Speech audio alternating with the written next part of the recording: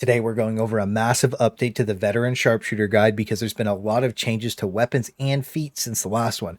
So not only will we go over the best builds, we're also going to go over the best weapon combos, curios, perks, and blessings so you can hit insane power spikes that absolutely let you solo carry tier 5 games by being the elite hunting god this class was meant to be.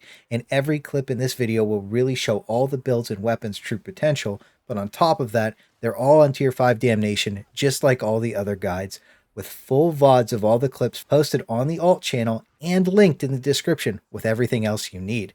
So lighting this off, we have to start with everyone's favorite hard carry build, the Unkillable Sharpshooter.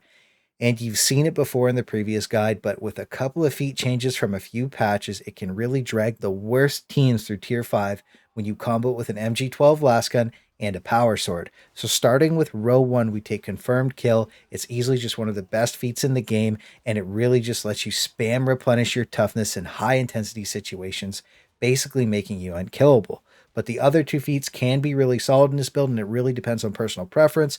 I just found that Kill Confirmed really let me shine, and it's my favorite feat in the row. But keep in mind, there's currently an issue in the game where if your toughness repeatedly hits 0, you'll get stagger locked, meaning that if your toughness is regenerating at all, there's a really high chance that if you don't have your ult up, you're just going to get stun locked to death.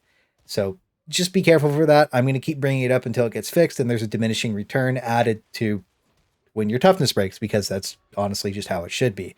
But that's enough of that. We're going to get into our second row, and we always want to take Demolition Stockpile. The grenades have insanely high impact, letting you stagger the monstrosities and knock down the crushers. And this just lets you free attack them with your power sword. That way you can actually kill those armored targets, and the bonus nades really start stacking up in the longer missions, giving you an easy ticket to make sure the game stays under your control, which is the most important and easiest way to win tier 5 games. And initially I thought Snipe would have been better, but on average you only get 12% out of it after some testing and training room shenanigans. And all the weapons that use this build don't even use reload speed. So you're all set there, and when you get to row 3, everything really starts coming together with bio-optic targeting. I always tell you to play as a team over anything else, and it ups your success chance so much when you actually play together in T5. And I don't think there's a better team-focused talent in the game, because when you let your team see every possible threat that's going to come at you, it just stops any unfortunate surprises from happening. But now row 4 has one of those feats that really starts making your character the true carry,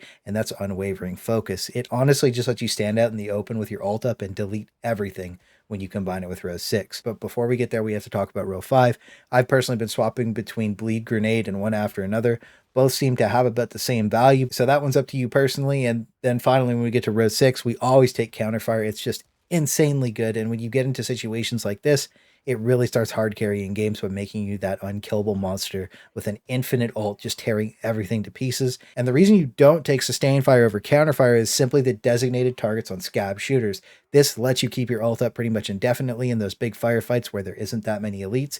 And as many of you have experienced if you've played the higher tiers, those mediocre shooty boys are pretty much the biggest threat on the map and are actually the most dangerous when they start stacking up behind things. So you really want to be able to see all of them all the time and just take them out quickly. So even though instantly reloading and getting some toughness back sounds good, your toughness should really never run out anyways if you play correctly, and reloading just isn't the focus with this build, because the 3 weapons that use this build have very clean reload animations and reload fast. But the absolute best weapon combo for this is going to be the power sword and the MG12, and you can really see how safe this plays while letting you just pump out a ton of damage with almost infinite ammo. And I really think this is one of the most well-rounded and strongest builds in the entire game if you just want to carry people. Like, it is just so good at doing everything by itself, with its only weakness being crushers at range. But because you have infinite grenades, it lets you just knock them around and take them out with your power sword with no problems at all. And if you want to think about a god rolled MG12, you're looking at crit chance and crit damage perks, with Deadly Accurate as the main blessing that makes this thing go absolutely sicko mode. But if you get Infernus, Headhunter, or Ghost, any combination of these 4 is just going to make it absolutely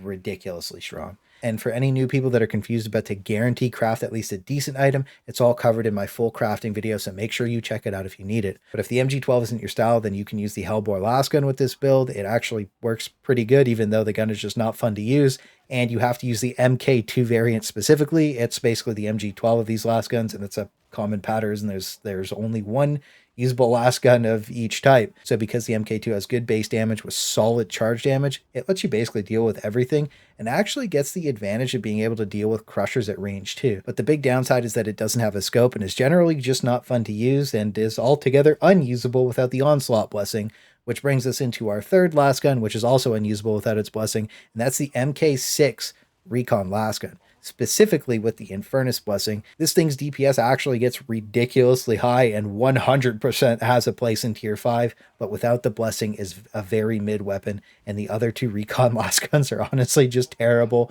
by comparison to this specific one. I don't know if I said the Nomen Rumerals right. Oh my god.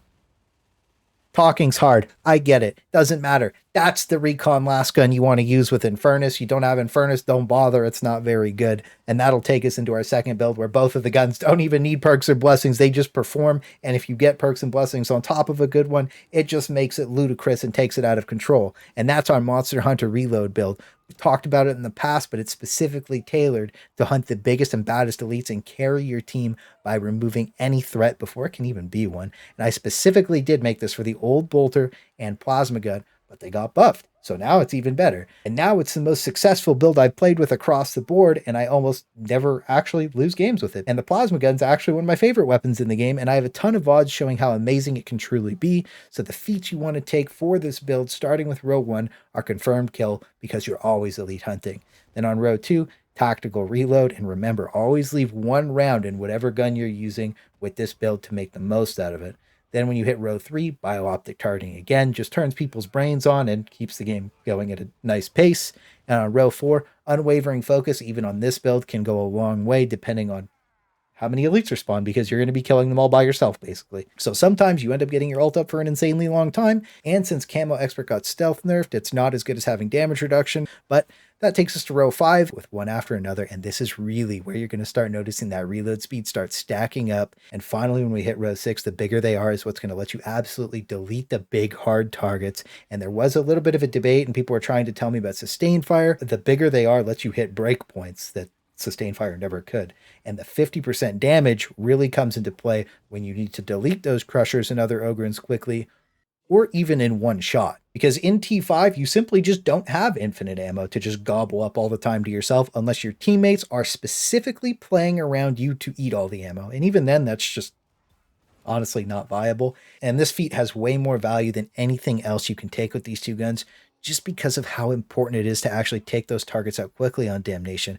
Because the Ogrins are going to be the main things your team will lose to when they start stacking up with hordes and shooty boys, especially those shield guys. If you can blow the shield back and take them out quickly, you're going to win way more. So just to dive deeper into both of these guns so you can see their true potential with this build, we'll start with the bolter. And even though the new animation is a lot smoother, they added a massive bug that happens when you have your melee weapon out and push your ultimate to swap from melee to ranged. It actually stops you from shooting for a second or two, wasting a bit of your ult. Again, we're bringing attention to bugs so they get fixed, because this is one of the most annoying and jarring things in the game if you play sharpshooter regularly. And honestly, it just sucks. But other than that, I think most people will agree that the new bolter feels better across the board to use outside of this, because when you start blowing back those shields and instantly killing the Ogrins or knocking down the crushers and ripping them apart, it really just lets you take every threat off the map with no issues at all. And if there's situations that get out of control, you literally just have a panic button that's hold LMB down without aiming in.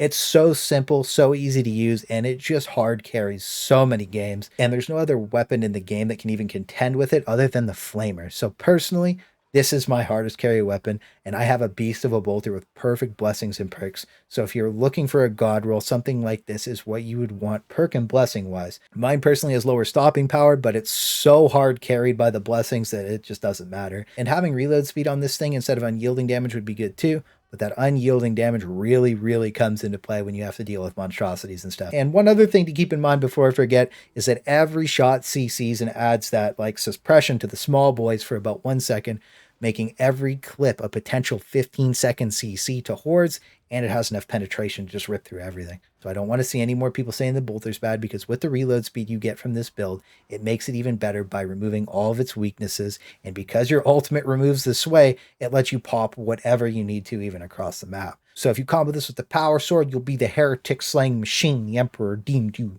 worthy to be. But there's one more controversial weapon that absolutely shines with this build, and that's the plasma gun. Now, a lot of people said this thing was bad, but that's simply just not true. You didn't give it a real chance, and I'm telling you, after using it successfully in tons of games, with tons of VODs proving how hard this weapon can really carry after you've mastered it, it ends up being ridiculously good. But I will agree that it is absolutely terrible if you do not put the time in to learn it. Oh, what? Oh, not again. Oh, no. No. Fuck. With the main draw being that it one-shots every single entity in the game except for mutants and monstrosities, but deals a ton of damage to those too. And I think the breakpoint to one-shot the Crusher with 75% damage and 75% stopping power, but I'm 80-80, and as you can see, it just makes the game insanely easy. And by removing the biggest threat on the field instantly, it lets you deal with the rabble no problem. And since the buff, the charge shot peens through even more targets, letting you melt hordes when they line up too. And because the normal shot has such high impact, it blows back shields, letting you take them out with one charge shot if you're quick enough, turning you into the true ranged elite hunter I think the Veteran was meant to be. But since it does have pretty mid-tier blessings, you don't have to worry about what blessings you actually get on it, and the only perk you need is reload speed. But it doesn't stop there, because when you get into moments like this, when you can casually just shoot a poxburster clean through a wall, you really start feeling its true strengths, because even if things are hiding behind cover, you just shoot through it and delete whatever you need to. And because there's such high suppression on the gun, you can suppress things behind cover, making them stand up, letting your team deal with them, or you just double tap them. But this honestly does make the plasma gun flat out not only one of the coolest guns in the game, but one of the best as well. And I really think people give this thing a bad rap because they misuse it. But if you don't roll ones and you get really good with this plasma gun, you can hard carry pretty much every game that you're in. And I've shown proof of that multiple times. So anybody that's telling you the plasma gun is bad simply just isn't very good. And I got a little bit of flack last time for not including these two weapons, so we'll talk about them really quick because there's a lot of space cowboys that want to use shotguns and revolvers. I personally don't think you should use the shotgun or revolver on anything except for the Veteran Sharpshooter with this build, but I would swap the bigger they are for counterfire, just so you can keep your stacks up longer. The reload speed counters pretty much all the negatives for these guns, and just remember these do have pretty hard fall off damage, so you do have to be medium range to be using them. And these are what god rolls would look like for the revolver and the shotgun. There are other viable perks, but I don't want to go too in depth in them here because I'm going to make individual videos about these guns so you can see their true strengths and true weaknesses on the hardest difficulty. But we have two more builds to go over, and they are from the last Veteran guide that really haven't been updated that much. They're still pretty much the same and work the same. And the first one is the Tap Strafe build. It has infinite stamina and crit chance with 0 sway. And just remember to rebind your dodge key. Mine's on alt. If you have it on spacebar, you're just going to look kind of silly jumping around. But this build was just meant to up DPS. It's just a little too sweaty for me to keep playing like every single lobby. I can usually just play one game with it before I'm just kind of bored and I don't want to just Tap Strafe the entire game anymore when other things are just better in my opinion now. And then there's the Sly Marbo speedrun build where you can just RP as your favorite hero of the Imperium. And this build's more for farming low intensity or lower tiers if you aren't a masochist and want to subject yourself to T5's lag. But both of these are fully updated again in the old Veteran guide, so if you want to like in-depth like 5-minute piece about each one, you can go there to check it out. But just so we don't gatekeep people into just using the power sword with this weapon combos, which is what I personally take in every game because the power sword is just insanely cool to me and I love using it. And this is the kind of best in slot power sword you would want to go for. Mainly just Energy Cycler, which I personally haven't seen yet. If you do get Energy Cycler, your power sword is just ridiculously good. Nothing else matters. Energy Cycler is just way too powerful. But other really good melee weapons are the MK5 Axe. Its animations are just good, and with good blessings and perks, it makes this thing an absolute beast. Then the Chainsword, specifically with Savage Sweep, ever since its animation smoothing update, has just been an insanely strong weapon as well. And the Combat Blade with Bleed is always good too. And all these weapons have their place and can be really fun to use. But personally for me, melee weapons are all about efficiency at this point, and I don't like using any melee weapon without a decent animation or a strong amount of cleave on it. So now we're just going to quickly go over Curios because some things are bugged or just not in the game from the last one. So again, I recommend 1 wound, 1 toughness, and 1 HP. The wound simply lets you make a mistake, and with the insane amount of input lag you get on T5 Endless, things just happen. So this helps deal with that. Mobs are spawning behind you. They're teleporting all over the place. 100 mobs T-pose spawn out of one guy sometimes, and it's just a mess, honestly. So until Fat Shark sorts out their trusty servers that they have so much faith in, I'm still going to recommend that +1 wound, but after they're fixed, I'll probably start recommending a second HP. And the perks in order that I shoot for are combat ability regeneration. It's just insanely good on the veteran. Just in case your ult falls off, getting it back up as soon as possible is the #1 priority. Block efficiency increase when it's stacked up just makes you almost unkillable in melee. And then toughness regen speed, which is currently bugged. Once it is fixed, toughness regen speed will be really, really good. And then obviously, when toughness damage reduction makes it into the game, it's just going to be the absolute best. But if you could even get one of these things comboed with like +% HP, +% toughness, like any combination of these, ridiculously good. So just keep those in mind when you're looking at your Curios. 2 of those makes you a beast. 3 of those, you're just insanely lucky, and I'm actually a little jealous. And just to make this clear, my main goal is just to help people enjoy the game more the way that I do. And the most fun I have is clearing T5 and progressing on the hardest difficulties. Even if they are laggy or broken, that's kind of the most fun for me. And meeting new people that want to progress and push themselves to get better is what it's all about for me. And honestly, that's the most fun I have. So I do hope all this helps you pick up more wins on T5 or the lower tiers if you just aren't feeling it, because both the Unkillable and the Monster Hunter builds will carry a lobby 100% of the time if you're rocking any combination of what I've talked about, because it lets you bring that balanced build that I love so much, that lets you deal with any situation a mission can throw at you.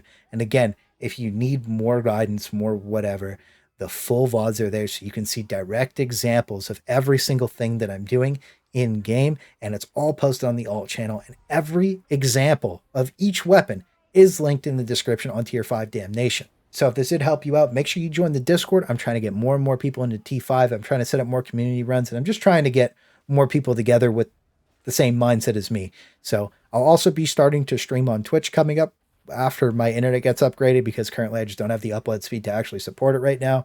But we'll see how that goes when it gets upgraded. And for now, I hope you're having a great new year, and I'll see you again soon.